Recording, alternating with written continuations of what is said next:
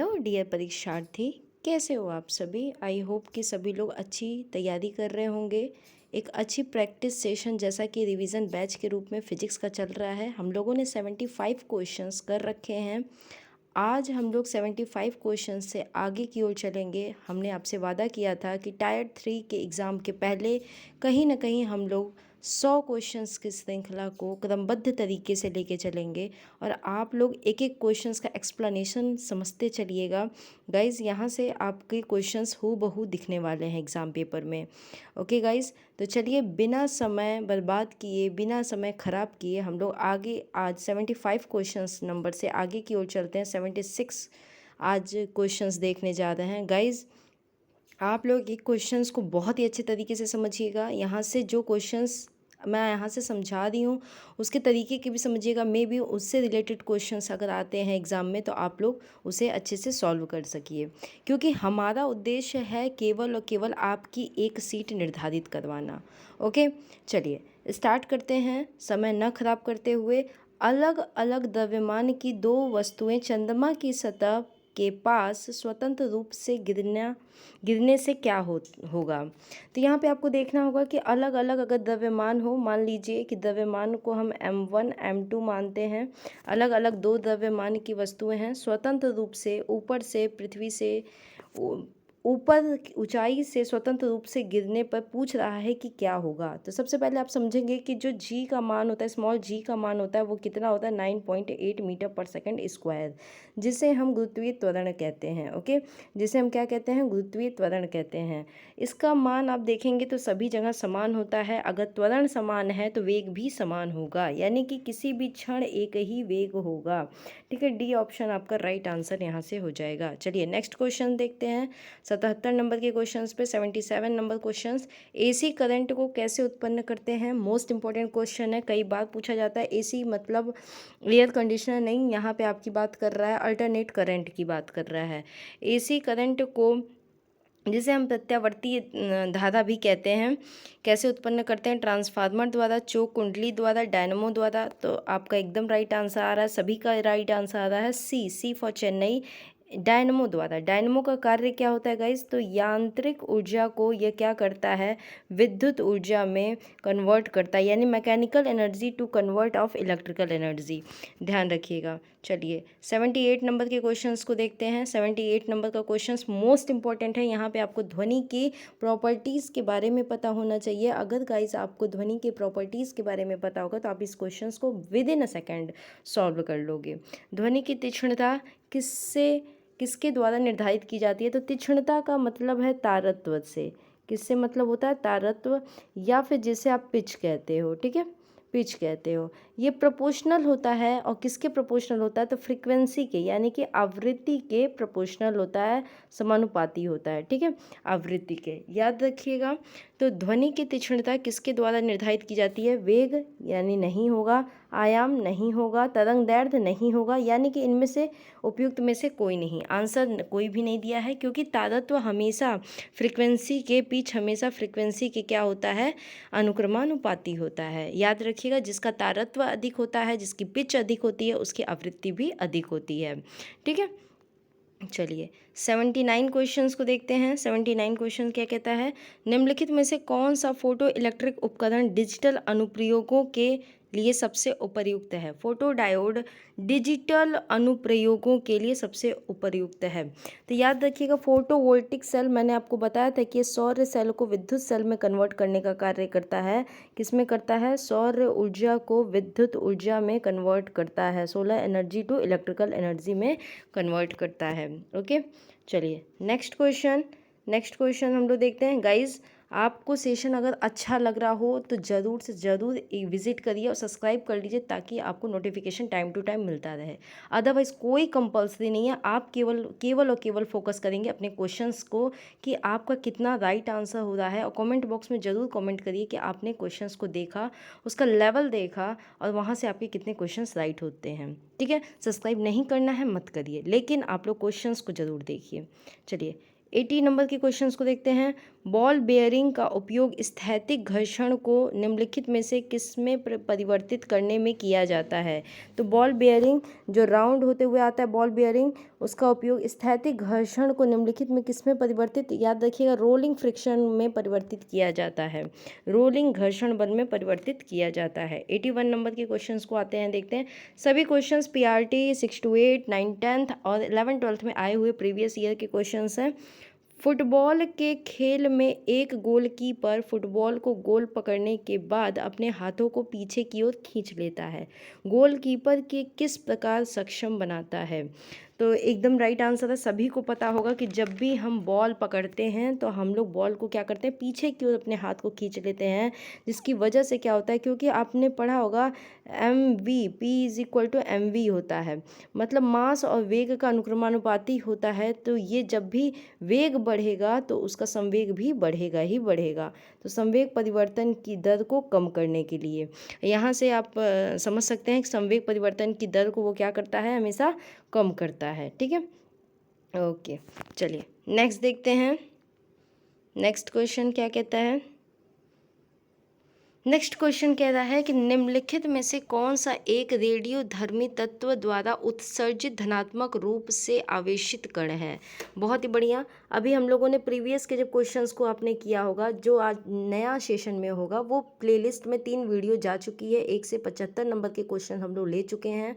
आज हम लोग 75 नंबर से 100 नंबर के क्वेश्चंस को कंप्लीट कर रहे हैं। तो गाइज वहाँ पर जाके देख सकते हैं आप कि वहाँ पे पूछा गया था कि धनात्मक आवेशित कण कौन से होते हैं। धनात्मक आवेशित कण, तो वहाँ पे आया था आपका अल्फा कण धनात्मक आवेशित कण होते हैं। तो यहाँ पे भी कुछ और नहीं, ये हीलियम के नाभिक होते हैं, क्योंकि ये पॉजिटिव चार्ज होता है इसमें, ये अल्फा के कण होते हैं। ठीक है, तो सी फॉर चेन्नई यहाँ पे सभी का राइट आंसर हो जाएगा। ठीक है, सी फॉर चेन्नई। चलिए नेक्स्ट क्वेश्चन 83 नंबर के क्वेश्चन को यहाँ देखते हैं। केंद्राभिमुख बल किसके द्वारा के लिए जिम्मेदार होता है। केंद्राभिमुख बल यानी कि सेंट्रीपिटल फोर्स की बात कर रहा है। सेंट्रीपिटल फोर्स अगर हम बात करते हैं, केंद्र की ओर लगने वाला बल F, अगर हम केंद्र की ओर लगने वाला F बल की बात करते हैं, इसका फार्मूला होता है mv² अपॉन, क्या फार्मूला होता है, F=mv² अपॉन r, ये इसका फार्मूला होता है। तो यहाँ पे कह रहा है कि अंतरिक्ष में वस्तु की स्वतंत्र गति, वस्तु को वृत्ताकार पथ पे गतिमान करना, वस्तु को सीधी रेखा के साथ उड़ाना, या उपयुक्त में से एक से अधिक या कोई नहीं। तो याद रखिएगा 83 नंबर के क्वेश्चंस पे क्या हो जाएगा आपका राइट आंसर, कि बी फॉर बॉम्बे, वस्तु को वृत्ताकार पथ पे गतिमान रखना। ये सभी क्वेश्चंस आए हुए पेपर में हैं आपके। ठीक है, 84 नंबर के क्वेश्चंस को देखते हैं। एक बस सीधे रास्ते पर चल रही है, अचानक दाईं ओर एक तेज से मोड़ आती है, बस में बैठा व्यक्ति किधर की ओर झुकेगा।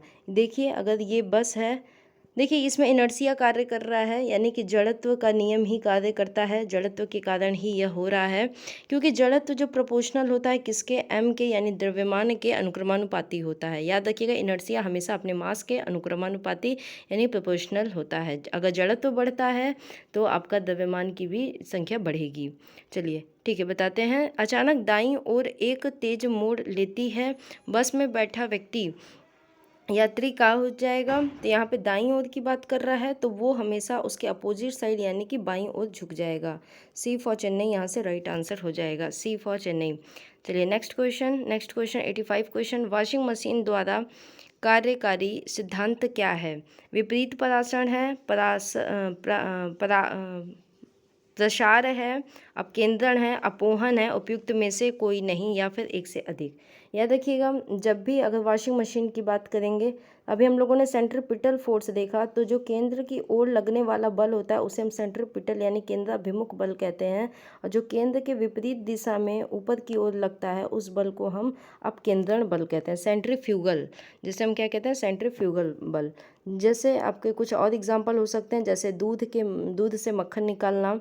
ठीक है, ये इसके हो सकते हैं। तो यहाँ पे आपका सी आंसर राइट हो जाएगा, अपकेंद्रण बल। ठीक है, 86 क्वेश्चन। प्रकाश की गति निम्न में से किस माध्यम में न्यूनतम होती है। तो प्रकाश की गति की बात करेंगे तो सबसे ज़्यादा प्रकाश का गति किस में होता है, यानी कि सबसे अधिक होता है निर्वात में। इसे किसी माध्यम की आवश्यकता नहीं होती है। निर्वात में इसकी चाल 3 × 10⁸ होती है, मीटर पर सेकंड इसकी चाल होती है। लेकिन अगर यहाँ पे अगर जल की बात की जाए तो 2.25 10⁸ होता है मीटर पर सेकंड। अगर हम निर्वात में बताया तो 3 × 10⁸ होता है। अगर वायु में देखा जाए तो वायु में 3 × 10⁸। अगर कांच की बात करेंगे तो कांच में कितना होता है, तो 2 × 10⁸ होता है। देखिए ऑप्शन में दिया है कांच, तो कांच का सबसे कम न्यूनतम होगा। लेकिन अगर हीरा दिया होता तो हीरा ऑप्शन में राइट हो जाता है, क्योंकि सबसे न्यूनतम मान हीरा का होता है। ठीक है, सबसे न्यूनतम मान किसका होता है, हीरा का होता है। चलिए 87 नंबर के क्वेश्चंस को देखेंगे। निम्नलिखित में से कौन सी सदिश राशि नहीं है, कौन सी सदिश राशि नहीं है। सदिश का मैंने फिर से वही बताना है आपको। देखिए बल आघूर्ण का पहले आपको टाउ का फार्मूला पता होना चाहिए, कई बार टाउ का फार्मूला ही पूछ लेता है। तो बल गुणे समय क्या होता है, बल गुणे समय, टाउ का फार्मूला। गति यानी स्पीड की बात कर रहा है यहाँ पे। वेग यानी वेग इज इक्वल टू विस्थापन बटे समय होता है, विस्थापन बटे समय, ये इसका फार्मूला होता है, विस्थापन बटे समय। विस्थापन की बात करेंगे तो यहाँ पे डी हो जाएगा, यानी कि ये भी सदिश राशि हो जाती है। जो आपका अदिश राशि हो जाएगा वो गति हो जाएगा, ए फॉर अमेरिका। ठीक है, यहाँ पे 87 का पहला क्वेश्चन राइट हो जाएगा। आपेक्ष 88 नंबर के क्वेश्चंस को देखते हैं। 88 नंबर के क्वेश्चंस क्या कहता है, आपेक्षिकता का सिद्धांत या सापेक्षिकता, ये दोनों ही वर्ड सही होता है। आपेक्षिकता का सिद्धांत इनमें से किस वैज्ञानिक ने प्रस्तुत किया। अल्बर्ट आइंस्टीन ने, आइजैक न्यूटन ने, स्टीफन हॉकिंस ने, मैडम क्यूरी या फिर मैरी क्यूरी, या फिर उपयुक्त में से कोई नहीं। तो ध्यान देंगे, आपेक्षिकता का सिद्धांत जिसे हम कहते हैं E = mc², यह दिया था आपके अल्बर्ट आइंस्टीन ने। ए फॉर अमेरिका यहाँ से आप सभी का राइट आंसर हो जाएगा। गाइज एक एक क्वेश्चंस आपके एग्जाम में हूबहू देखने को मिल जाएगा। आपको बिलीव नहीं होगा कि ये सारे कलेक्शन हमने आपके लिए लेके आए, ताकि आप यहाँ से हर एक क्वेश्चंस को यहाँ से देखने के लिए आपको मिल जाए, एक कलेक्शन एक साथ मिल जाए। बाकी लेने के लिए तो प्रीवियस ईयर आप डाउनलोड कर सकते हो, लेकिन आपको एक साथ इस फिजिक्स के केवल और केवल फिजिक्स, अब हम लोग कल से केमिस्ट्री के 100 क्वेश्चंस को लेके आने वाले हैं। तो आज के फिजिक्स में 100 क्वेश्चंस हमारे कंप्लीट हो जाएंगे। ठीक है, 89 क्वेश्चंस देखते हैं। दर्पण के सामने खड़े एक व्यक्ति को अपना प्रतिबिंब देखने पे बड़ा लगता है, इसका तात्पर्य क्या होता है। दर्पण का प्रकार क्या है। तो दर्पण का पहली बात प्रकार, हमें 2 प्रकार का दर्पण होता है, मैंने बताया था आपको क्लास में। एक होता है समतल दर्पण और दूसरे को हम कहते हैं गोलीय दर्पण। गोलीय दर्पण को 2 भागों में बांटा जाता है, एक को हम अवतल दर्पण कहते हैं, एक को हम उत्तल दर्पण कहते हैं।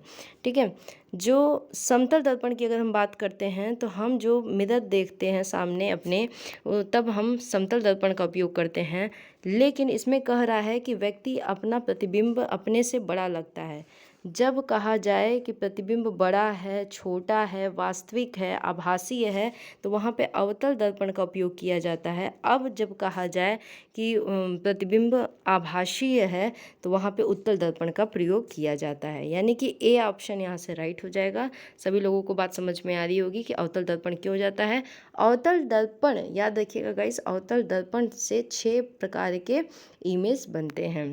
ठीक है, चलिए 90 नंबर के क्वेश्चंस को आइए गाइस हम लोग देखते हैं। 90 नंबर का क्वेश्चन क्या कहता है, एक पंखा गर्मी के मौसम में आराम की अनुभूति पैदा करता है, क्योंकि पंखा ठंडी हवा की आपूर्ति करता है।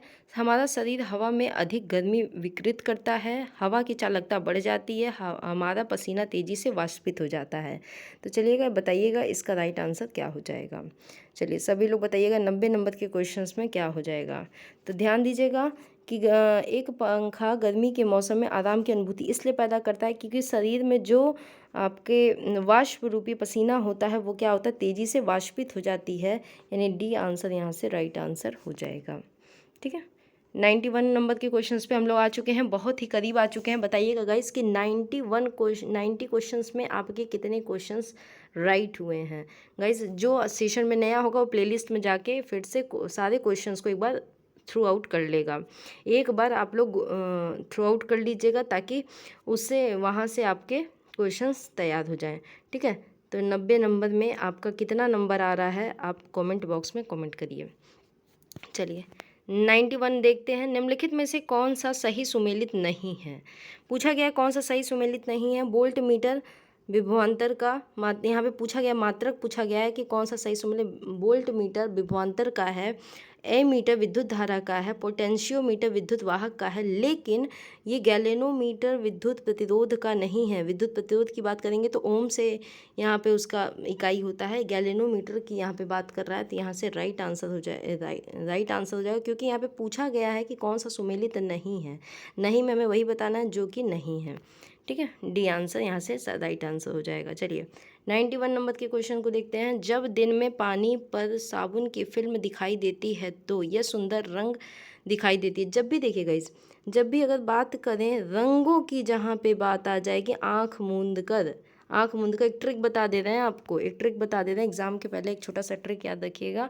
जब दिन में पानी पर साबुन की फिल्म दिखाई देती है तो यह सुंदर रंग दिखाई देती है। इस घटना का कारण क्या होता है, याद रखिएगा। जब भी रंगों की बात की जाएगी, सुंदर रंग दिखाई देता है, बैगनी रंग, रंगों की जब भी बात की जाएगी वहाँ पे राइट आंसर व्यतिकरण हो जाएगा, प्रकाश का व्यतिकरण, ठीक है। जैसे अगर चमकने की अगर हम बात कर देते हैं, कहीं भी चमकना आ जाए तो वहाँ पे टोटल इंटरनल रिफ्लेक्शन होता है, यानी कि पूर्ण आंतरिक परावर्तन होता है।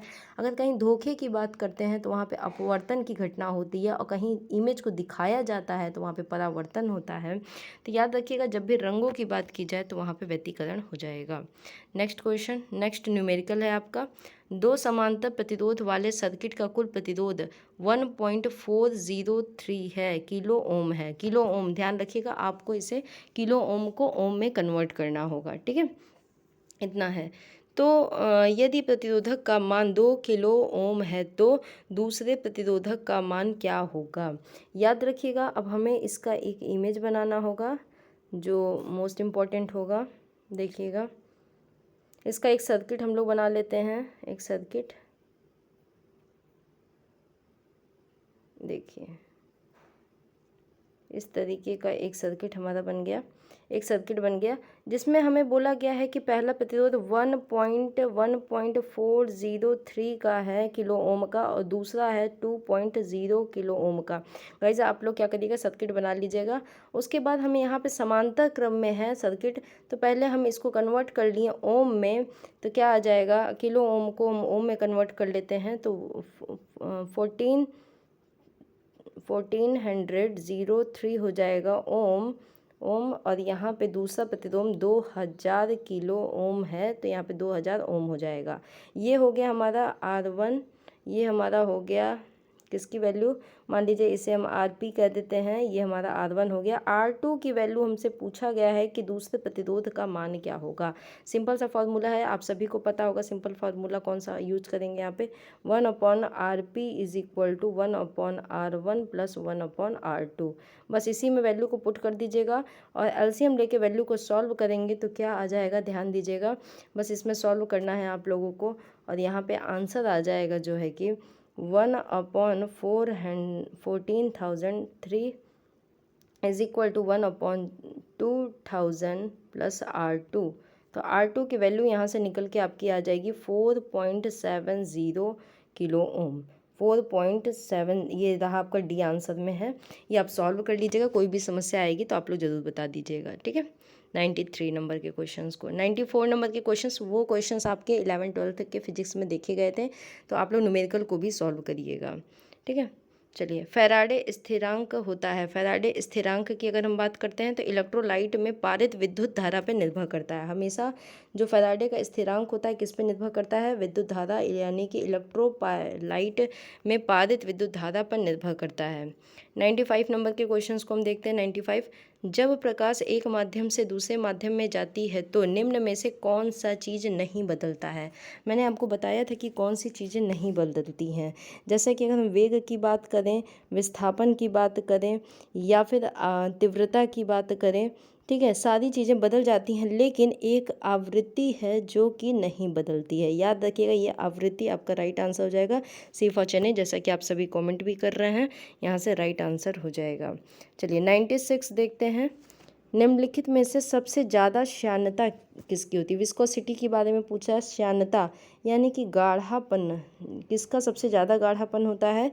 तो जल का होगा नहीं, वायु का होगा नहीं, खून का भी एज़ कम्पेयर टू शहद के कम होगा, यानी शहद का सबसे ज़्यादा श्यानता होगा, विस्कोसिटी सबसे अधिक होगी। चलिए श्यानता गुणांक का सभी लोग फॉर्मूला कमेंट करिएगा क्या होता है श्यानता गुणांक का। चलिए 97 नंबर के क्वेश्चंस को देखते हैं। 97 नंबर क्वेश्चन क्या कहता है? दृष्टि की खराबी निकट दृष्टि को एक नए नाम से जाना जाता है, वो नाम कौन सा है? तो देखिएगा हाइपरमेट्रोपिया, ये तो आपके दूर दृष्टि का नाम होता है। अगर मोतियाबिंदु भी आपको पता है, लेकिन मायोपिया को हम क्या कहते हैं? मायोपिया को हम क्या कहते हैं? निकट दृष्टि दोष, जो कि इसमें नहीं दिया हुआ है। मायोपिया को हम कहते हैं निकट दृष्टि दोष, जो कि इसमें नहीं दिया है, यानी कि ई आंसर यहाँ से राइट हो जाएगा। चलिए 98 नंबर के क्वेश्चंस। दाब का मात्रक है, दाब यानी कि फॉर्मूला आपको पता होना चाहिए, पी यानी प्रेशर, एफ अपॉन ए, यानी कि एफ का हम क्या मात्रक है? न्यूटन मीटर स्क्वायर, ये रहा एक मात्रक कह देते हैं। लेकिन ये पूछा किस में है? एमकेएस में पूछा है, तो न्यूटन यानी एफ का मात्रक क्या होता है? एम इंटू ए। यहाँ पे हम लिख सकते हैं केजी मीटर पर सेकंड स्क्वायर बटे मीटर स्क्वायर। 1 मीटर से 1 मीटर कैंसिल कर लेंगे, और 1 मीटर से 1 मीटर जैसे ही कैंसिल करेंगे तो आपका आ जाएगा केजी पर मीटर सेकंड का स्क्वायर। ठीक है, ये आपका ए आंसर यहाँ से राइट आंसर हो जाएगा। ठीक है, न्यूटन दिया होता तो न्यूटन आप लिख सकते थे, लेकिन वो एमकेएस पद्धति में दे दिया है। 99 नंबर के क्वेश्चंस को देखते हैं। निम्नलिखित में से किस राशि का मात्रक नहीं है? तो किसका मात्रक नहीं है? मैंने आपको बताया था कि 2-3 चीज़ों की मात्रक नहीं होते, जैसे आपेक्षिक घनत्व का मात्रक नहीं होता है, मैंने क्वेश्चंस को जब से पहले लिया था तो उसमें बताया था आपको। वैसे ही विकृति का भी मात्रक नहीं होता है। बल का, प्रतिबल का होता है बल बटे क्षेत्रफल, एफ का होता है बल इज इक्वल टू द्रव्यमान गुणे त्वरण होता है, दाब का भी होता है। तो जब सभी का होता है तो यहाँ जो विकृति है वो क्या होता है? मात्रक विहीन होता है। ठीक है, आइए हम लोग अपने सेंचुरी को पूरा कर चुके हैं। 100 नंबर के क्वेश्चंस को हम लोगों ने पूरा कर लिया। चलिए यही बहुत अच्छी बात है कि हम लोगों ने 100 नंबर के क्वेश्चंस को पूरा कर लिया। गाइज 100 नंबर के क्वेश्चंस पूरा होगा, लेकिन अब आप बताएंगे कि 100 क्वेश्चंस जो आपने देखा वो प्लेलिस्ट में जाके देख लीजिएगा कि आपके कितने क्वेश्चंस राइट हुए, क्योंकि हमें एक सीट अपनी पक्की करनी है बिहार में। ठीक है, एक सीट हमें पक्की करनी है, तो आप लोग क्या करिएगा, यहाँ से राइट आंसर कर दीजिएगा नीचे कॉमेंट में कि आपने कितना क्वेश्चन राइट किया है। ठीक है, चलिए देखते हैं क्वेश्चन क्या कहता है। 50 डिग्री सेंटीग्रेड पर फ़ारेनहाइट स्केल में क्या मान होगा? देखिए फ़ारेनहाइट में पूछा, इसका फॉर्मूला होता है C/5 is equal to F-32/9, ये इसका फॉर्मूला होता है। ठीक है, फ़ारेनहाइट जिसमें दिया हुआ है 50 degree is equal to F-32/9, इसमें क्रॉस मल्टीप्लिकेशन करिएगा, और क्रॉस मल्टीप्लिकेशन करने में, इसको सॉल्व करने में, यानी कि 50 का गुणा 9 में करेंगे और 5 का गुणा इधर करेंगे आप लोग, तो यहाँ पे मल्टीप्लाई जैसे ही करते हैं आपका राइट आंसर यहाँ से हो जाएगा, कितना हो जाएगा राइट आंसर? चलिए कैलकुलेट एक बार कर लीजिएगा। मैंने कैलकुलेट, थोड़ा सा टाइम दीजिए, मैं भी कैलकुलेट कर लेती हूँ। तो आपका यहाँ से राइट आंसर आ रहा है 122 फ़ारेनहाइट, यहाँ से राइट आंसर आ रहा है। एक बार आप भी कैलकुलेट कर लीजिएगा, तो बी आंसर यहाँ से राइट आ रहा है। कुछ भी नहीं करना था, केवल क्रॉस मल्टीप्लिकेशन करना है। क्रॉस मल्टीप्लिकेशन जहाँ भी करेंगे तुरंत ही आपको एफ़ की वैल्यू निकल आएगी, 122 फ़ारेनहाइट। तो गाइस ये रहा 100 क्वेश्चंस की श्रृंखला जो आज हम लोगों ने कंप्लीट कर रखा है। आई होप कि आपको सेशन पसंद आ रहा होगा, और सेशन को पसंद अगर आया होगा तो रुचि मैम की मेहनत पसंद आई होगी, तो गाइस सेशन को लाइक करिएगा, और आगे आपकी मर्जी। चलिए ठीक है, आज के लिए फ़िलहाल इतना ही। जय हिंद क्लास।